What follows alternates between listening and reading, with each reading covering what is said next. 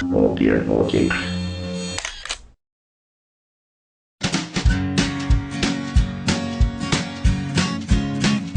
Hello, everybody. Welcome to TopBond TV. It's your man Ike once again. Thank you for tuning in.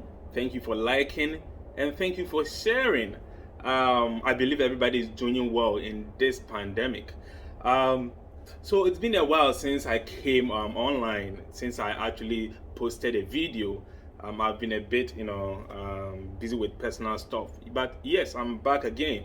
And today, as I started with the first video, the introductory video, I said this channel is purposely for healthcare related issues. So usually things that will be going on around the world, I will give you the facts, the basic facts to equip you on how to actually deal with certain situations.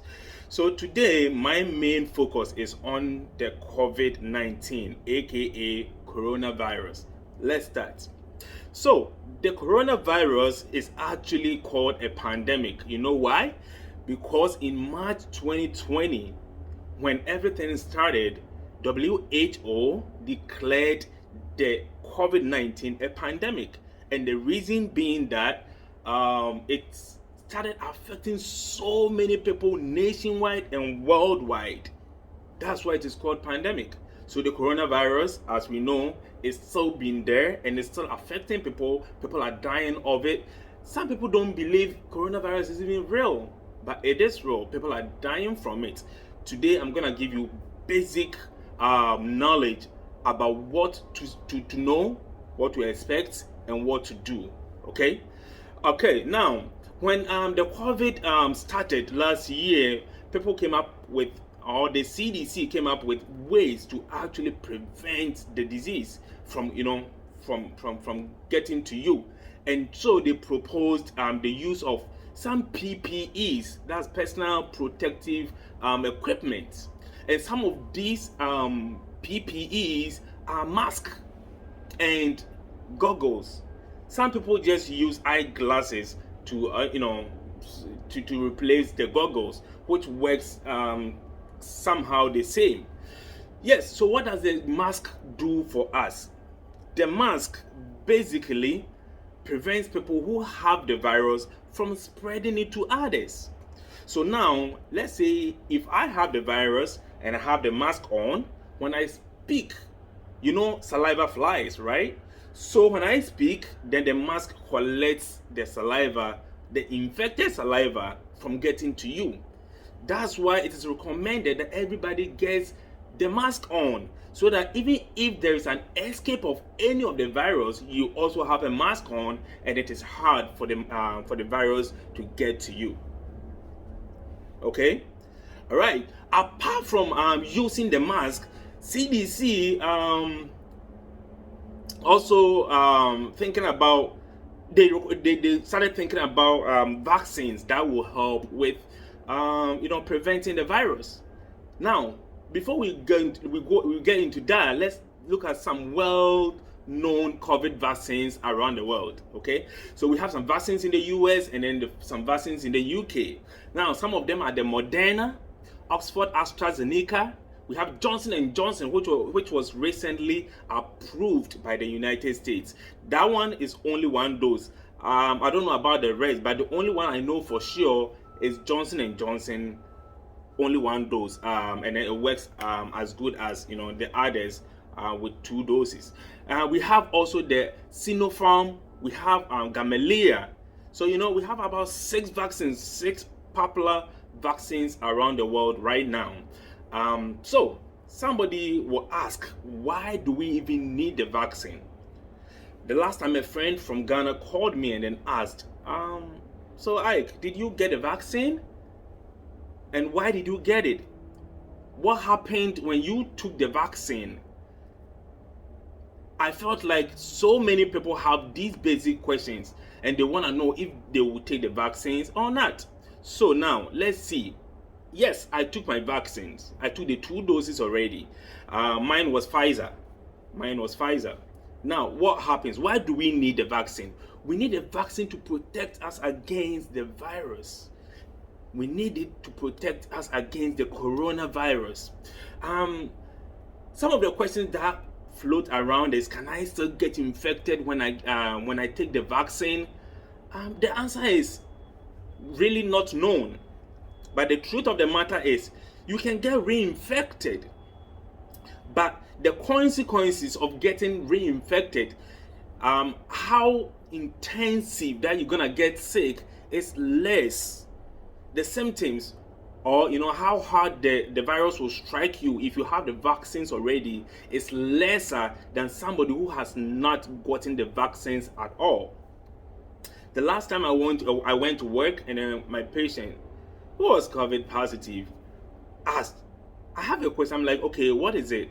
So he's like, I know I took the 2 doses of the vaccines already. How come I'm still testing positive after a month of taking the vaccine? So I told him point blank that yes, some people take the vaccines and they think they are safe, so they wouldn't put the mask on. I believe, and then people, this is not like a proven research, but what has come up right now is that you could get reinfected, but your chances of getting reinfected is low. And even if you get reinfected, your chances of getting sicker is lesser than somebody who has not gotten the vaccines at all. Okay, so the vaccines is actually good to me. It helps a lot. Now let's continue with 7 things that we need to know about the coronavirus. Okay. So after you take the vaccine, what happens? One thing you should know is every injection that you take, there will be some soreness at the injection site. Okay? There's gonna be some soreness at the injection site. But the only thing that makes the the vaccine stands out is that when you take it, you could have some symptoms after you have taken the vaccine. Now, you could have a fever, increased temperature. You could have chills. Okay? You could even have tiredness, like you feel weak. You feel so tired. Meanwhile, okay? And then you might even get some headaches. When I took mine, I got chills and headache. But people say that when these symptoms come up after taking the vaccines, it means your body is now immune to the virus. So, because it's way nyasa symptoms now after taking the vaccine now, that means the vaccine didn't work on you. So it's a good thing to have the vaccine anyways, and that's how you know you are actually immune to the virus. Okay. Now, talking about symptoms that you could get after you get the vaccines. Now I'll tell you some of the symptoms that will show when you have the virus. Actually, symptoms that would show when you have the virus. What are some of these symptoms? You could have fever and chills. Look at it that way. You could also have cough, and then the funny thing is, a one is not a productive cough. It's a non-productive cough. But nothing comes out. Okay? You could have shortness of breath. Alright? You could have fatigue. You could have headache. Some people, they lose their taste and their smell. Some people lose their taste and smell. You don't even taste it, whether a woody and a woody. Alright? Another thing is that some people get confused when they get the virus. They get confused. All of a sudden, abruptly, or can't in semi or can. Alright? So the virus is really damaging to us humans.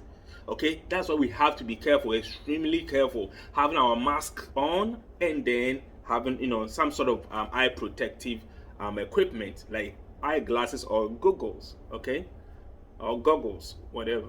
So now let's continue. Let's look at some damages that COVID-19 can cause to us, the extreme damages that it could cause to us. COVID-related strokes occur because of increase in formation of blood clots in the body. That means you could get what? Stroke. You could get stroke. And then what happens when somebody gets stroke? When blood clots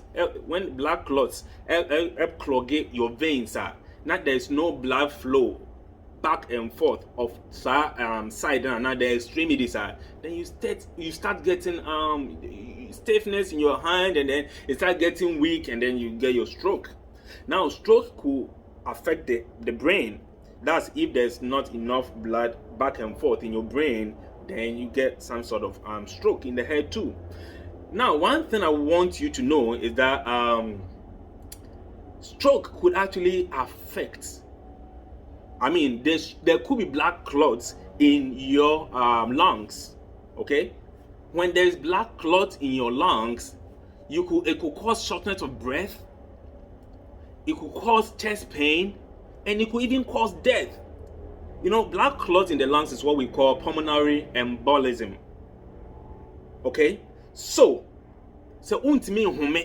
Now say if you have a chest pain and then you can't actually bear the pain, it could actually lead you to your death. That's one way that coronavirus could affect you.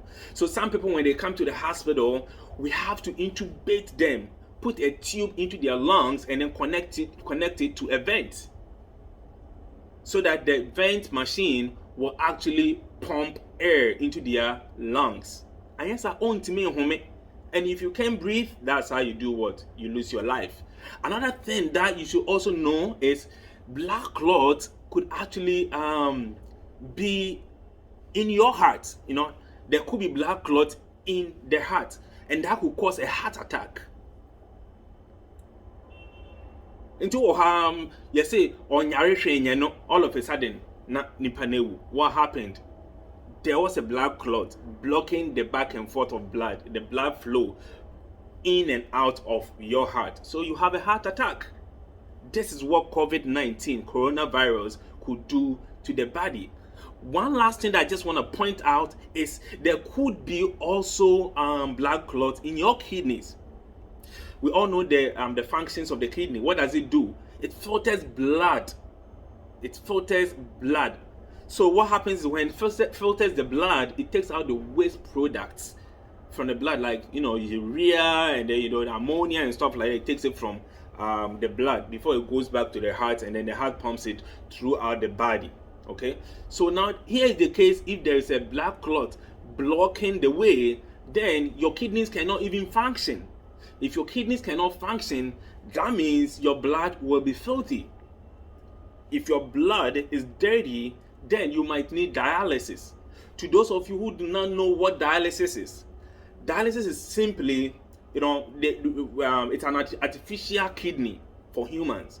If your kidneys cease, if they can't function normal as they are supposed to function, then 3 days in a week, you have to be put under this machine, the dialysis machine.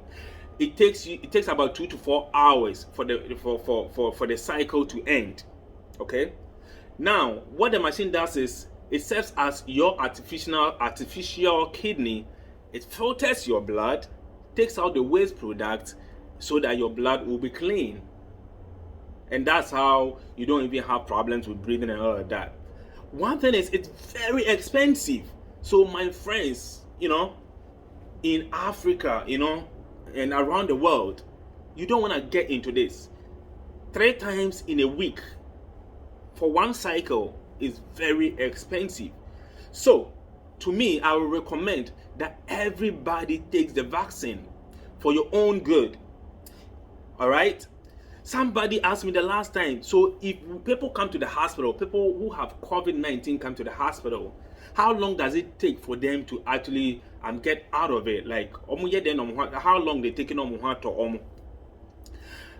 studies suggest that it takes up to 2 weeks for you to come out of whatever that is happening to you, the symptoms and all of that. But in extreme situations, it could take up to 6 weeks. Some damages are just permanent. Like if your kidneys are not functioning anymore, it sounds like permanent. That means for the rest of your life, you have to do dialysis 3 times a week. And I don't know how you're gonna be able to afford that. So, friends, I hope this helps. Protect yourselves out there. Don't let COVID get to you. People are sending messages out there that it is fake and COVID is not real, and then the heat caused the virus and a whole lot. Some people even say that when you take alcohol, when you drink alcohol, it kills the virus. Please, it is not true. Alcohol doesn't kill the virus. So if you are drinking, then you are actually messing up your lungs. You are messing up your heart. Okay, be safe out there. Put on your mask. Get some protective eyeglasses or goggles. If you have N95, it's even perfect. Okay, it's even perfect. But until then, I hope this helps and it answers some of your questions. COVID is real. Be careful and stay safe. Have a good day. God bless. Bye.